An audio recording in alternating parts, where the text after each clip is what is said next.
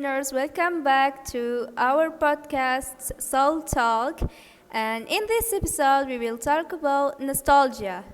I'm Fatima, and today we will dive in deep nostalgia water and remembering good time. So let's talk about things that make us feel happy and nostalgic. Let's get started.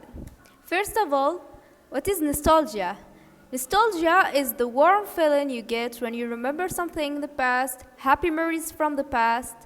It can be song, the smell your favorite food, or place you love to visit.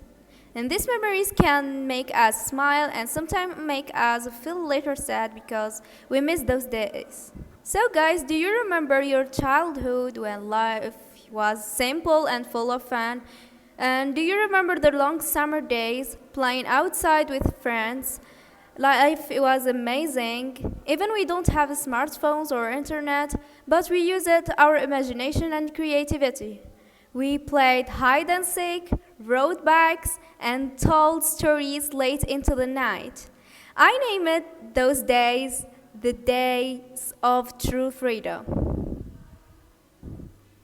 So why do we feel nostalgia? Nostalgia helps us connect our past with the present. It can make us feel closer to others and reminding of who we are. As I told you, that many things can trigger nostalgic song, smell, place, or person. I will give you example. For example, hearing an old story in the radio, it may take you back to high school or reminding you to someone or your friends and fun times. And nostalgia is not just about happiness, it can be mixed of joy and sadness. You might feel happy when you remember something, but also sad because you can't go back to that time. It makes us unhappy with our present, but too much nostalgia can be a problem. It makes us unhappy with our present life. And it's important to remember the past, but also enjoy the present. Now, in this episode, I want to ask my friend, and we are excited to hear their stories and reflections. Let's start with something simple. I'm with Ahmed now, and hello, Ahmed. Thank you, Fatima. Thank you so much for having me here. It's a pleasure to be your guest in this episode. Thank you, Ahmed, for joining me in this episode and in podcast.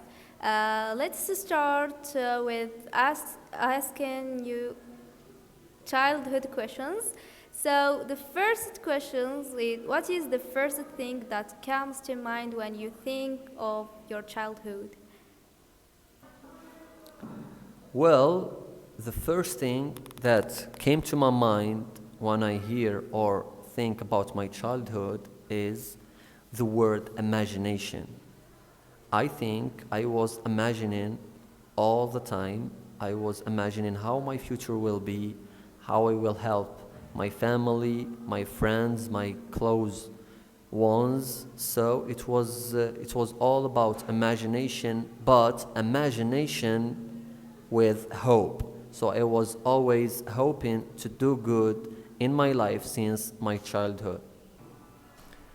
So I experienced, or I think I experienced a lot of traumas and problems in my childhood, and that made me realize how so important it is to be a good person and to be a person who cares about his family, his close friends, and to avoid being selfish. So yes, I think my experience in childhood taught me to be responsible, not just about myself, but also about other people, because in this life, you have to be responsible of the people around you, and you just make sure that you don't or not harming them in any way.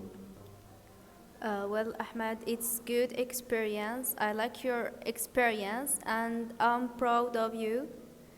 And we have the third and the last questions, which is, is there is a piece of advice or lesson from your past that you still hold dear?